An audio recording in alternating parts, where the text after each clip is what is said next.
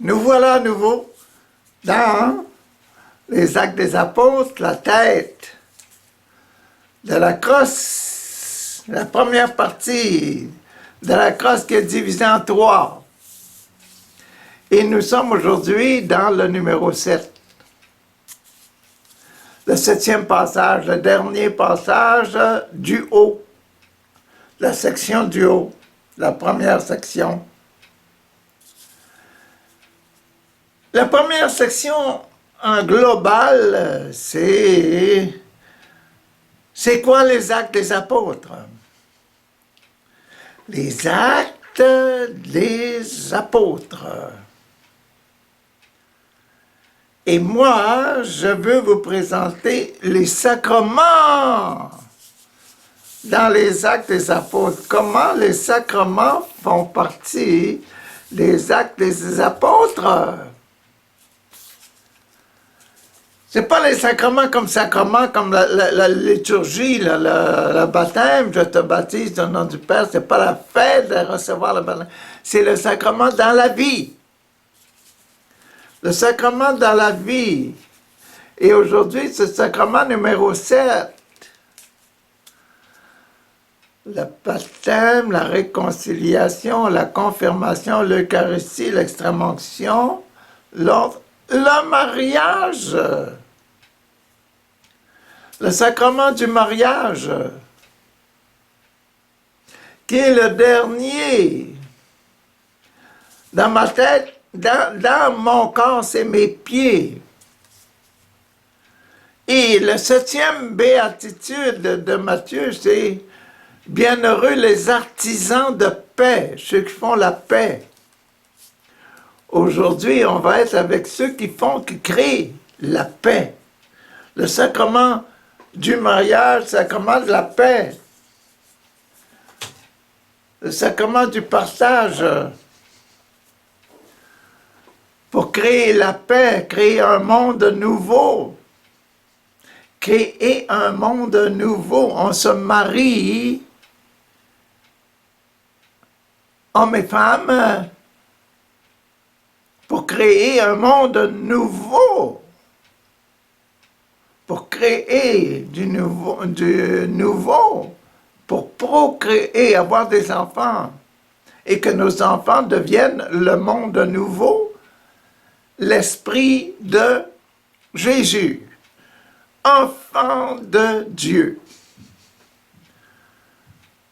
Pour faire des enfants de Dieu, il faut être rempli de l'idée enfant de Dieu. Le mariage. On est toujours dans notre histoire de Pierre et notre capitaine Corneille. Pierre est dans sa maison, il a eu la vision de la nappe remplie de nourriture, et la nourriture c'était des serpents, des animaux à 4 pattes, des animaux à 1000 pattes, des oiseaux de tout genre. Et Dieu avait dit à Pierre, tue et mange. Et là, il lui a dit, bon, hey, écoute, là, Pierre, réveille-toi, là, il y a quelqu'un en avant de la maison, ils sont 3 hommes en avant de la maison, et ils veulent te voir. C'est moi qui les ai envoyés. Ah! Pierre s'en va, les accueille, et passe la nuit, il les garde la nuit parce qu'il est tard. Puis la route pour aller jusqu'à où? Césarée. Césarée qui est au nord, là. Ça prend du temps pour se rendre au nord. Sur le bord de la mer Méditerranée, c'est pas à porte. C'est pas à la porte. Ça fait que, c'est le lendemain matin, voilà. Le lendemain, il se mit en route avec eux, le soldat et les 2 serviteurs de Corneille. Quelques-uns des frères de Joppé, quelques-uns de la communauté chrétienne de Joppé, l'accompagnèrent. Le jour suivant, voyez-vous, ils ont voyagé toute la journée, c'est loin. Il arriva à Césarée. C'est loin, Césarée. Corneille les y attendait avec les membres de sa parenté et des amis intimes qu'il avait invités.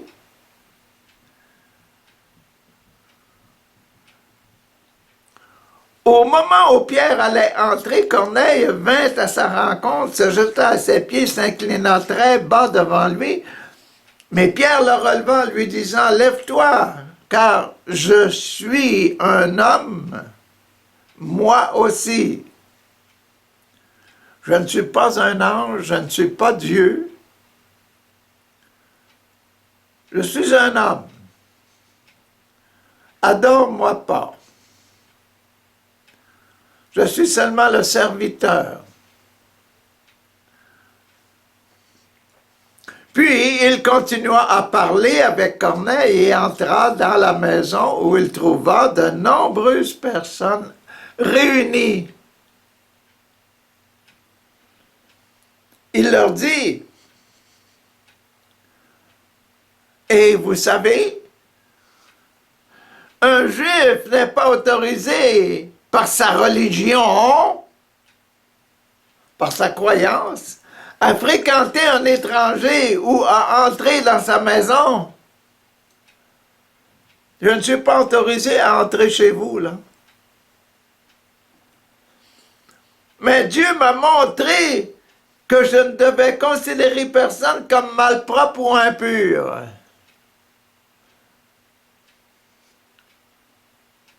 Il m'a envoyé la vision de la nappe.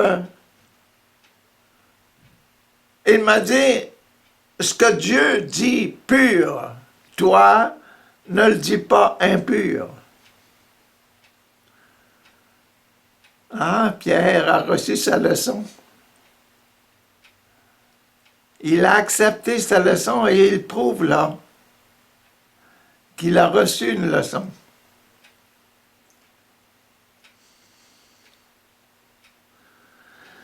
C'est pourquoi, quand vous m'avez appelé, je suis venu sans faire d'objection. J'aimerais donc savoir pourquoi vous m'avez fait venir. C'est le baptême. Le baptême que Pierre a reçu, c'est son songe avec la nappe. Et puis il a découvert que, t'imagines-toi, tout le monde que le bon Dieu a créé sont des choses pures en soi. Mais ils ont besoin d'être consacrés, ils ont besoin de la descente du Saint-Esprit. Pourquoi est-ce que vous m'avez fait appeler? Bon, le baptême fini, passons à la réconciliation. Je veux réconcilier vos besoins avec ma vision.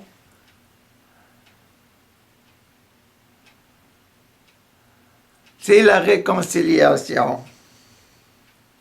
Corneille répondit, « Il y a 3 jours, Pierre, 3 jours.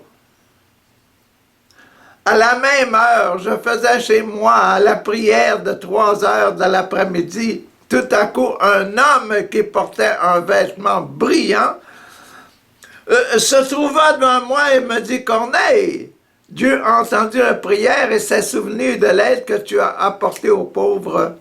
J'envoie donc des hommes, envoie donc des hommes à Joppé pour en faire venir Simon, surnommé Pierre, et c'est toi. Il loge dans la maison de Simon, un ouvrier sur cuir qui habite au bord de la mer. » Et tout ça, c'est un ange qui me l'a dit. Un envoyé de Dieu qui s'est adressé à moi, un Romain. Je ne suis pas un Hébreu, je suis un Romain. J'ai immédiatement envoyé des gens te chercher. Et tu as bien voulu venir. Merci de ta réconciliation. Hein? Maintenant, nous sommes ici devant Dieu. Nous sommes ici, toi et moi, et tout ce groupe-là, nous sommes ici devant Dieu pour écouter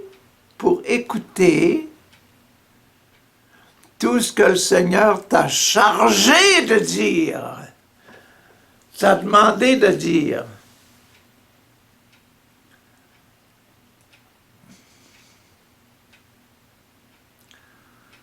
Réconciliation. Pierre se réconcilie et puis Corneille est réconcilié avec sa vision. Ça se réalise.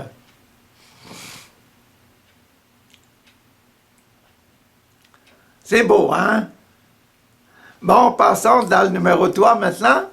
Le sacrement de la confirmation. Pierre va se confirmer. Pierre va confirmer aussi la présence du Saint-Esprit. Numéro 3, c'est le Saint-Esprit, la confirmation, le sacrement de confirmation, le sacrement du Saint-Esprit. Abba, Père. Viens, Père, envoie l'Esprit. Pierre prit alors la parole et dit, « Ah, maintenant je comprends vraiment. Tout homme de n'importe quelle nationalité qui le craint et fait ce qui est juste, lui est agréable à ce papa, notre Dieu. »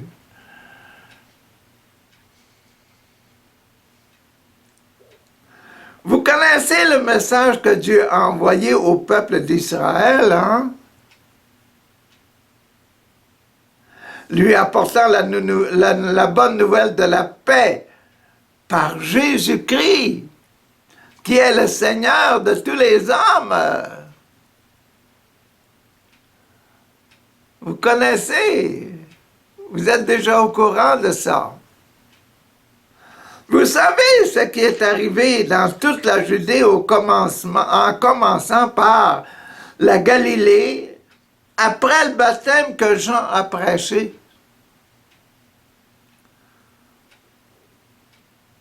Vous connaissez l'histoire de la Galilée, l'histoire de ce Jésus-là.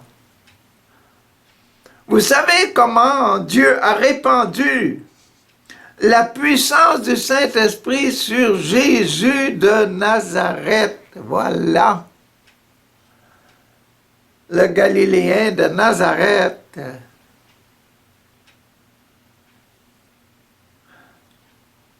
Vous savez aussi, ça en fait des choses qu'on sait là, hein? Il leur dit, vous savez. Vous savez aussi comment Jésus a parcouru le pays en faisant le bien, en guérissant tous ceux qui étaient sous le pouvoir du diable, car Dieu était avec lui. En guérissant tous ceux qui étaient sous le pouvoir du diable, sous le pouvoir du péché.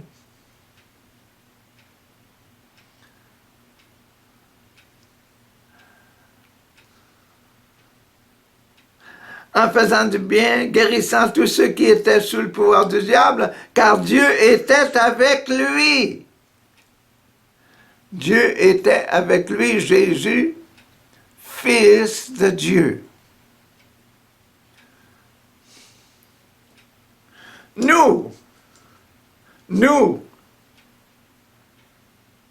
sommes témoins de tout ce qu'il a fait dans le pays des Juifs et à Jérusalem.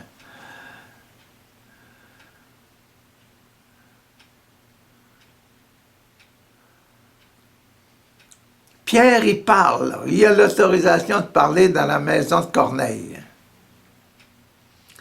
À tout ce groupe d'amis, de la parenté de Corneille.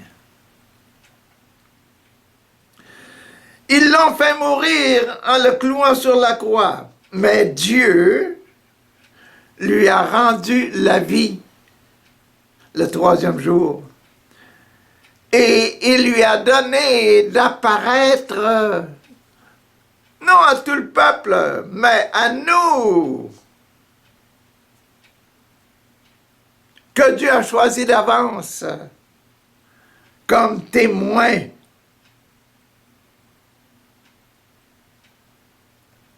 depuis sa résurrection, nous avons mangé et bu avec lui après que Dieu l'a ramené de la mort à la vie.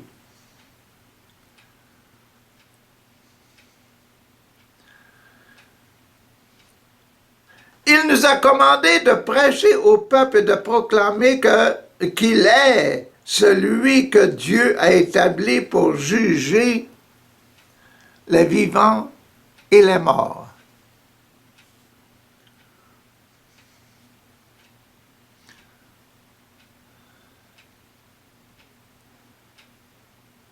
C'est fort, ça. Il nous a commandé de prêcher au peuple, de proclamer qu'il est celui que Dieu a établi pour juger les vivants et les morts. Je dois vous dire qu'il est celui qui doit juger les vivants et les morts. Je dois vous dire qu'il est celui qui nous a donné une spiritualité pour nous en sortir, pour être sauvés à la fin de notre vie, être purifiés et avoir un cœur pur à la fin de notre vie.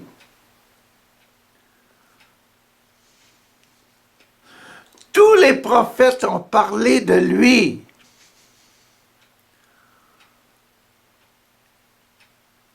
Quand vous entendez parler du peuple juif, c'est un peuple de prophètes, c'est rempli de prophètes. Tous les prophètes ont parlé de lui en disant que tout homme qui croit en lui, tout homme qui croit en Jésus, reçoit le pardon de ses péchés par le pouvoir de son nom, du nom de Jésus. Ah! Saint-Pierre, Pierre. Tous ceux qui ont péché reçoivent le pardon, sont purifiés par le nom de Jésus. Jésus doit rentrer dans notre cœur. Nous devons essayer de connaître sa spiritualité,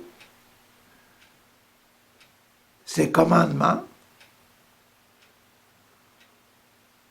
les commandements de son Père, ses sacrements, son Notre Père, sa prière, etc.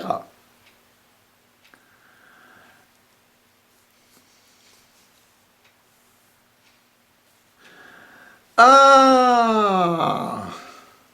C'était le numéro 3, la confirmation. Pierre qui se confirme comme étant l'apôtre, qui a vu tout ça, qui a entendu tout ça, et maintenant qui est chargé d'enseigner.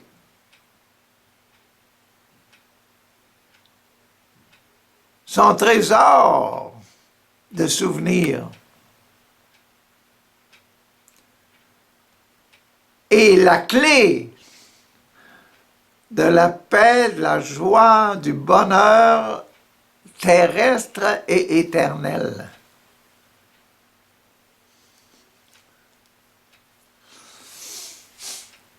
Bon, sa confirmation, c'est le 3e sacrement, ça. Le 4e sacrement, l'Eucharistie. Ah, ben, qu'est-ce qu'il va dire pour l'Eucharistie? Ah, pendant que Pierre, qu'est-ce qui va arriver pour l'Eucharistie? Pendant que Pierre parlait encore. Pendant le discours, là, il parlait, là. Le Saint-Esprit descendit sur tous ceux qui écoutaient son discours.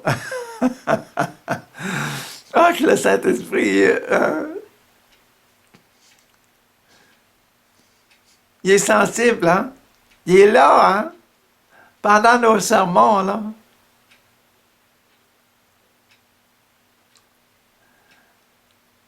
Il est là quand on est témoin, là, vraiment, là. Hein? Il est là quand on est les confirmés, là, qu'on veut se confirmer comme étant des apôtres, puis des enfants de Dieu. Il est là, hein? Il descend, le Saint-Esprit descend. Sur tous ceux qui écoutaient son discours. Le chrétien d'origine juive qui était venu avec Pierre, là, de Joppé, pour l'accompagner, furent très étonnés de ce que le Saint-Esprit soit donné par Dieu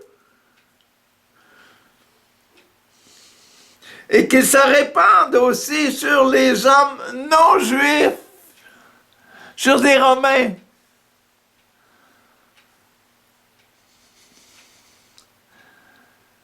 Les compagnons de Pierre qui venaient de Joppé s'aperçoivent que le Saint-Esprit que Jésus veut donner, sa vie spirituelle, là, la vie spirituelle, là, le bonheur du cœur spirituel, là, il veut donner ce bonheur-là à tout le monde, au monde entier, aux Romains.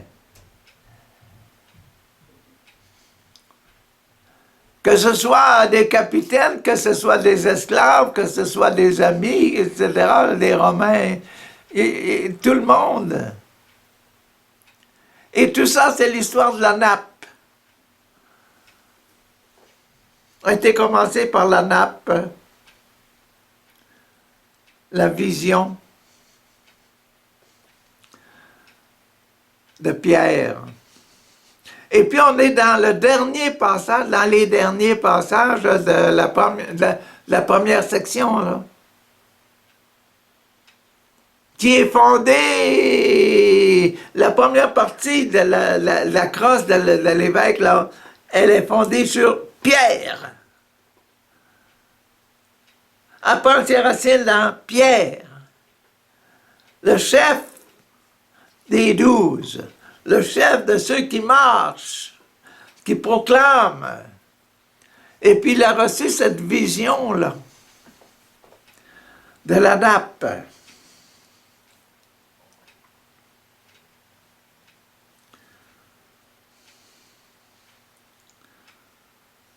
Ah, à quelle place que je suis rendu.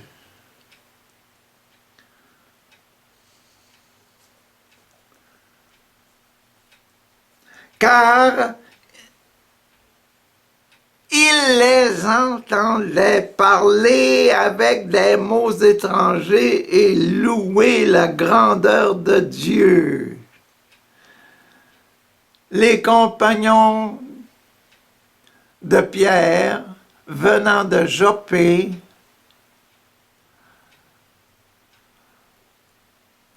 entendaient leurs amis romains parler en langue et proclamer en langue les merveilles de Dieu. Merci Esprit Saint de venir dans le monde entier.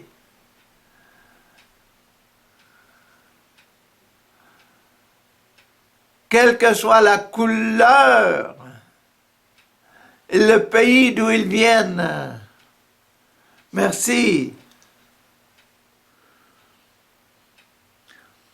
Il les entendait parler avec des mots étranges et louer la grandeur de Dieu.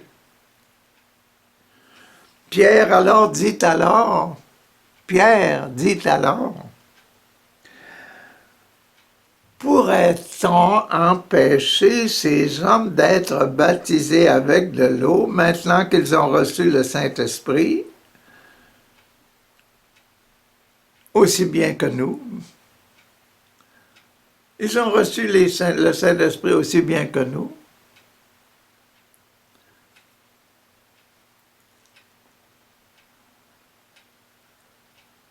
Il dit ça à ses amis de Joppé. Et il ordonna, baptisez-les, de les baptiser au nom de Jésus-Christ. Il dit à ses amis de Joppé, baptisez-les au nom de Saint-Esprit, au nom de Jésus, de Jésus-Christ.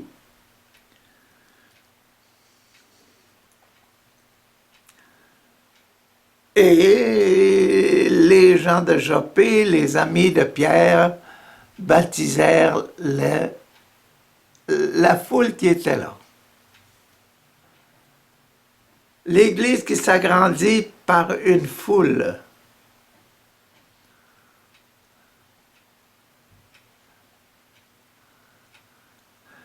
Un grand groupe d'amis.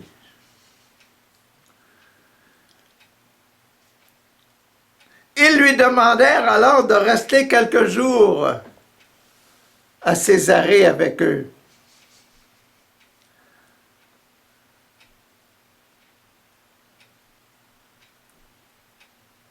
Corneille et ses amis, Pierre, reste avec nous quelques jours, on a besoin de toi.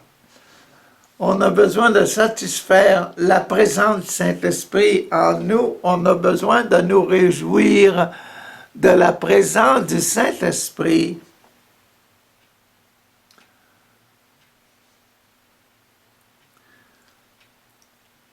Et ça, c'est le sacrement numéro 4, le sacrement de l'Eucharistie. On a besoin de nous réjouir de la présence du Saint-Esprit en nous, dans notre groupe. On parle en langue, on célèbre les merveilles de Dieu, des merveilles qu'on ne connaissait pas, que le Seigneur nous fait comprendre seulement par la présence du Saint-Esprit en nous.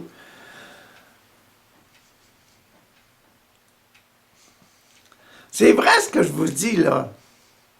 Le Saint-Esprit, quand il vient en nous, il nous donne des idées et les connaissances qu'on n'avait jamais eues avant.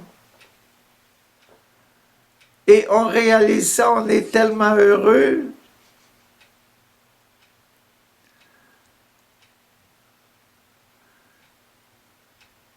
Seigneur, Seigneur, donne-nous ce bonheur de vivre dans l'Esprit.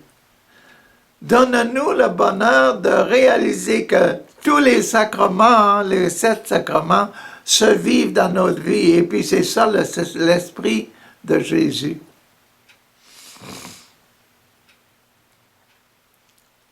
Tous ces sacrements que Jésus a institués pour nous donner la grâce, il nous donne la grâce et on le vit, on le sent. Donne-nous la joie, Père, donne-nous la joie de la présence de ton Saint-Esprit en nous. Vous priez avec moi là, c'est beau ça. Merci, merci Seigneur d'être présent, réellement présent par ton Esprit en nous. Ah bon non, on est rendu maintenant au numéro 5. Le sacrement de l'extrême onction. Yeah. Extrême onction, et c'est le mariage. Qu'est-ce qui va se passer pour une extrême onction? Bon, il lui demanda de rester quelques jours avec eux. Ah. Les apôtres et les frères qui étaient en Judée apprirent que les non-juifs avaient aussi reçu la parole de Dieu. Ah, pendant que Pierre était là-bas et puis à Joppé, à Jérusalem, on apprenait des nouvelles, les apôtres et les Juifs de nationalité, les convertis et nationalité juive, apprirent que les non-juifs avaient reçu la parole de Dieu. Et on est dans le sacrement de l'extrême onction. C'est une extrême action. Les Romains, ils ont reçu la parole de Dieu.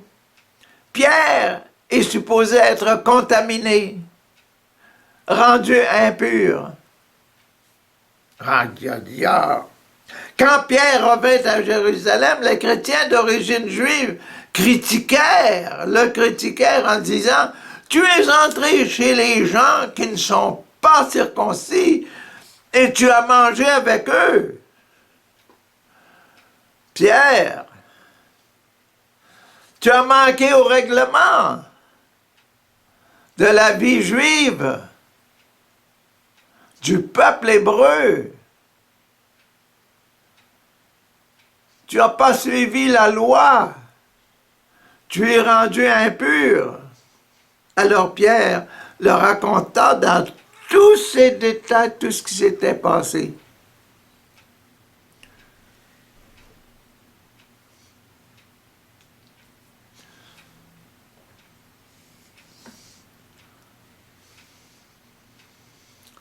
Et ce petit passage-là, là, qu'on vient juste de lire, là, c'est ça qu'est le sacrement de l'extrême onction. Pierre, tu es impur, tu es supposé être impur. Mais Pierre l'explique, il dit, j'ai obéi à Dieu, qu'est-ce que vous voulez que je fasse? Est-ce que c'est être impur que d'obéir à Dieu qui m'envoie? Il va le répéter, le numéro 6, voyons, comment Dieu avait parlé à Saint-Pierre.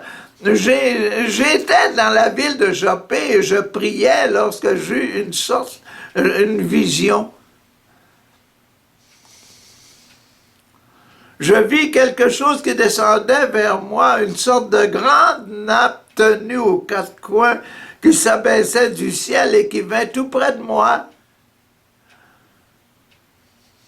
Je regardai attentivement à l'intérieur et vis des animaux à quatre pattes, des bêtes sauvages, des reptiles, des oiseaux. Ah! J'entendis alors une voix qui me disait, « Lève-toi, Pierre, tue et mange. » Mais je répondis, « Oh non, Seigneur, jamais. Car jamais rien de malpropre ou d'impur n'est entré dans ma bouche. » Je voulais observer la loi. La voix se fit de nouveau entendre du ciel. Ne considère pas comme impur ce que Dieu a déclaré pur.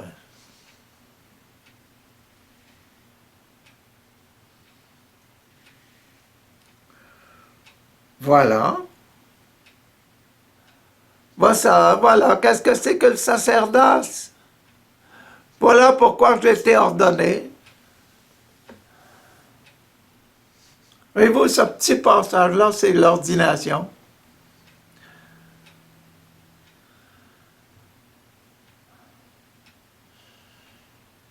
Vous voyez, le sacrement de l'ordination, c'est quoi? Le sens du sacrement de l'organisation, c'est le pardon des péchés. C'est bien pour ça que Jésus est mort sur la croix.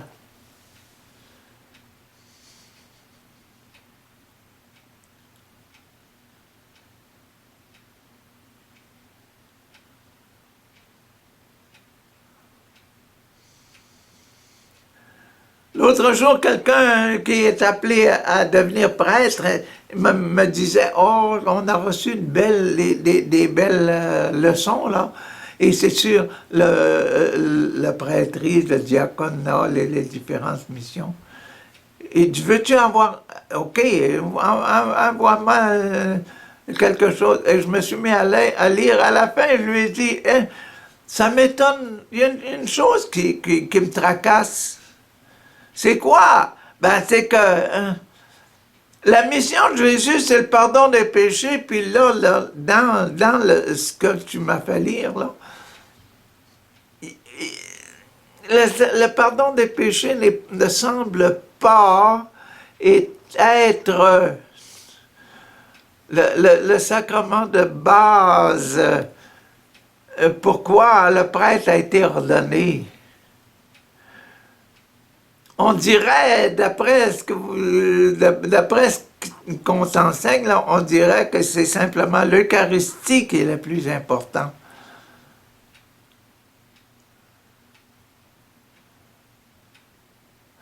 Ici, là, c'est ça, le sacrement de l'ordre. Hey! Pierre, il dit, j'ai été envoyé pour ce qui est impur, pour purifier ce qui est impur. Pour manger avec ceux qui sont impurs.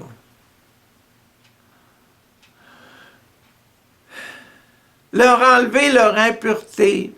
enlevés de mon cœur qui sont impurs. Ils ne sont pas impurs, ont été créés par Dieu pour aller au ciel.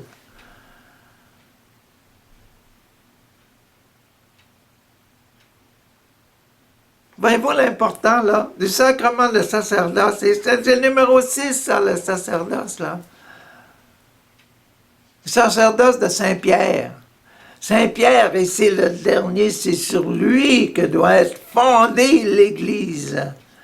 Et c'est pour ça qu'on parle de Saint-Pierre dans les derniers passages, là. On parle de ça parce que l'Église est fondée sur Pierre. Tu es Pierre, et sur cette pierre, je mettrai mon Église, dit Jésus.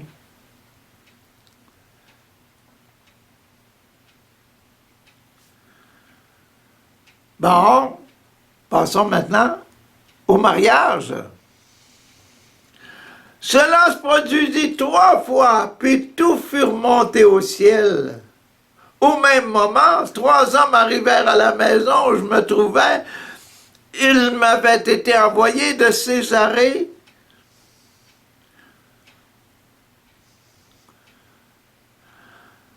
Le Saint-Esprit me dit de partir avec eux sans hésiter.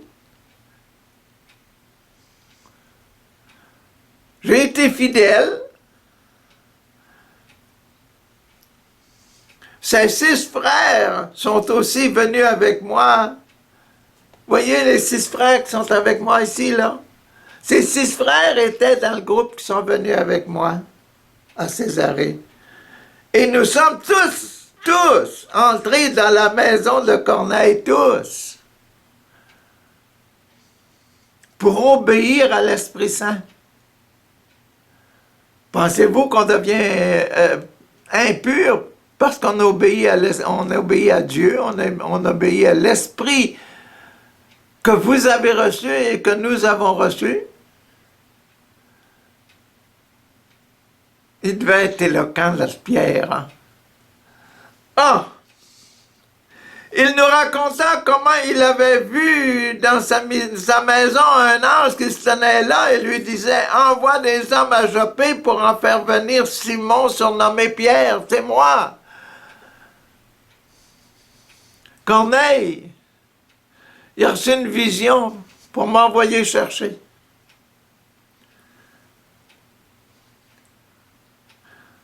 Hein? Envoie des hommes à Joppé pour en faire venir Simon, surnommé Pierre. Il te dira des paroles par lesquelles tu seras sauvé.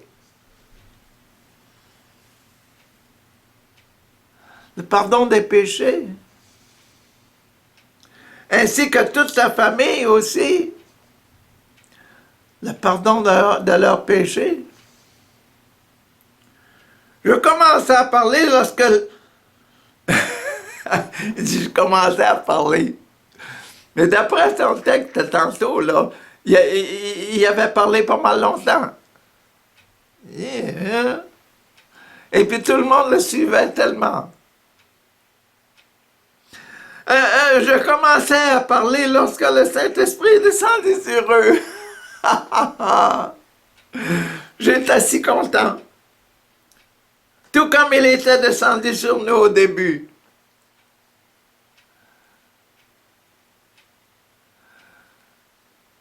Rappelez-vous, vous autres, quand vous avez reçu à la Pentecôte, quand vous avez... Qu'est-ce qui s'est passé? C'est passé la même chose, là. Et vous dites que je suis impur parce que j'ai obéi à l'Esprit Saint d'aller là. Hein?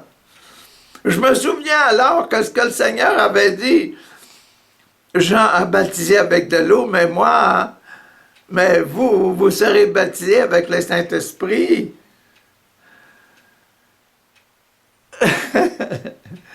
Imaginez, Dieu leur a accordé ainsi le même don que celui qu'il nous a fait quand nous avons reçu le Seigneur Jésus-Christ. À la Pentecôte.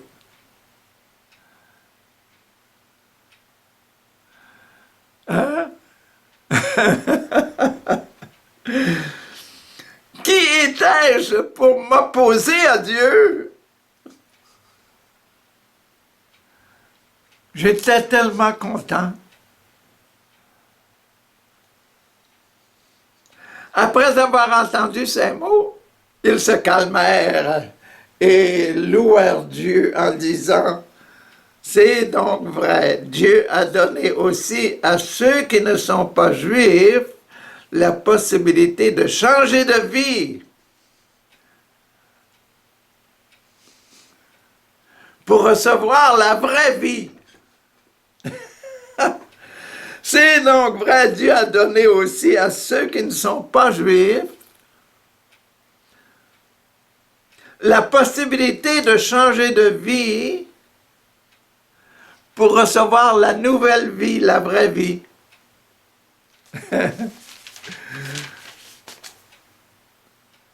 C'est si bon, c'est si beau, c'est si beau.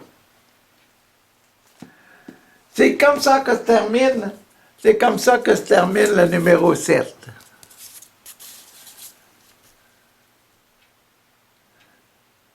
Là, on va ajouter le deuxième bâton. Quand j'aurai fini le deuxième bâton, deuxième partie là, de la crosse de l'évêque, on va ajouter la troisième. Qu'est-ce qu'il y a dans la deuxième? Ah, bon. Si vous êtes intéressé, là, hein, on va essayer de le faire. On va essayer de voir qu'est-ce qu'il y a dans la deuxième. Merci Seigneur. Les actes des apôtres sont tellement belles. Hein? Et puis, les actes des apôtres, ils nous donnent la vie des sacrements. Pas les sacrements en soi comme étant un rituel. On fait ci, on fait ça, on fait ci, on fait ça. Ceci à mon corps, ceci à mon sang. Hein, je te baptise avec de l'eau, c'est notre... Fait ça. Fais le signe de la croix, là, puis un, deux, trois. C'est pas ça. C'est pas le rituel. Les actes des apôtres, c'est les actes. Les sacrements en actes.